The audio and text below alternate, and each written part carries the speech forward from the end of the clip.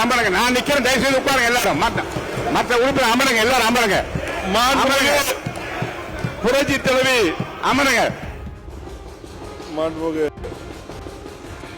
மாண்புமிகு பேரவைத் தலைவர் அவர்களே, இருங்க, நீங்க உறுப்பினர் உட்கார்ந்தீங்கன்னா நான் விளக்கம் சொல்றேன். யாருக்கு வாய்ப்பளிக்க வேண்டும் என்பது என்னுடைய உரிமை பார்ப்பட்டது. மாண்புமிகு உறுப்பினர் எஸ்பி வேலுமணி அவர்கள்.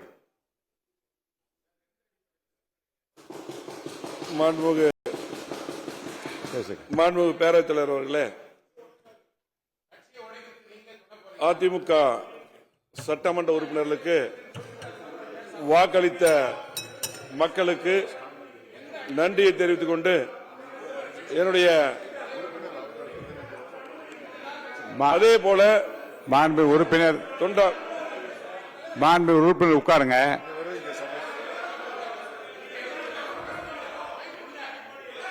மாண்புமிகு உறுப்பினர் எல்லாம் உட்காருங்க. நீங்க பேசுங்க. அதிமுக தொண்டர்களுக்கு வாக்களித்த மக்களுக்கு முதலில் நன்றியை தெரிவித்துக் கொண்டு என்னுடைய தொண்டாமுத்தூர் சட்டமன்ற தொகுதியிலே 5வது முறையாக என்னுடைய தொண்டாமுத்தூர் சட்டமன்ற உட்காருங்க, விளக்கம் சொல்றேன். 5வது முறையாக உட்காருங்க, விளக்கம் சொல்றேன். உட்காருங்க, விளக்கம் சொல்றேன். விளக்கம் சொல்ல முடியும், இல்லைன்னா அவர் பேசிட்டே இருப்பாரு. நீங்க உறுப்பினர் அமர்ந்தால் இருங்க. நீங்க உறுப்பினர் உட்கார்ந்தீங்கன்னா நான் விளக்கம் சொல்றேன். உட்காருங்க. நீங்க முன்னாடியே பேரை கொடுத்து பேச அனுமதிச்சிருப்பேன். உட்காருங்க. இங்க உட்காருங்க.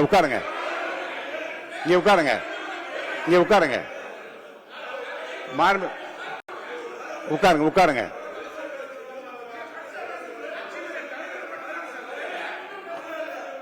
அப்படி மரபு இல்லைங்க. ஒரே கட்சியில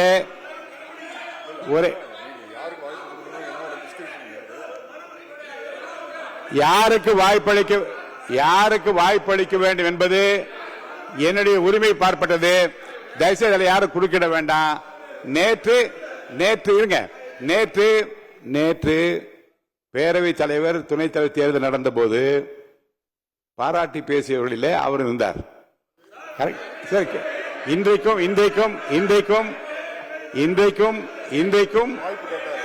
இன்றைக்கும் அவர் வாய்ப்பு கேட்டிருக்கிறார், வாய்ப்பு தரப்பட்டிருக்கிறது.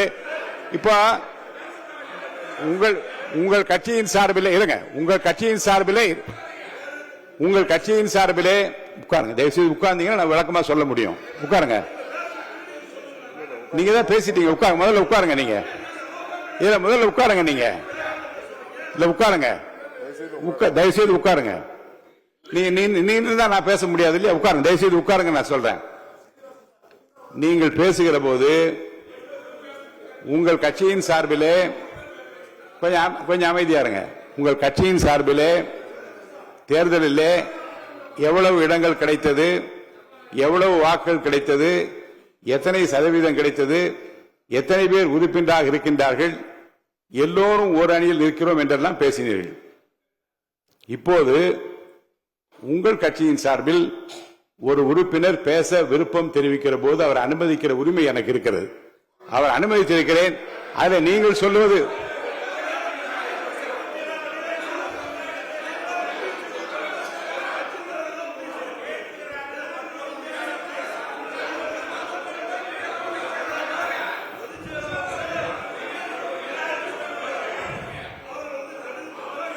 இந்த அவையில்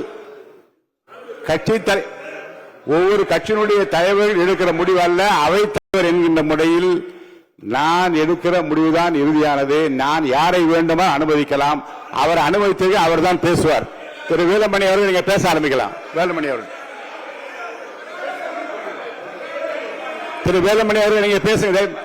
மாவட்ட உறுப்பு உட்காருங்க. சட்டமன்ற உறுப்பினருக்கு வாக்களித்த இல்லங்க உங்கள் கட்சியின் சார்பில்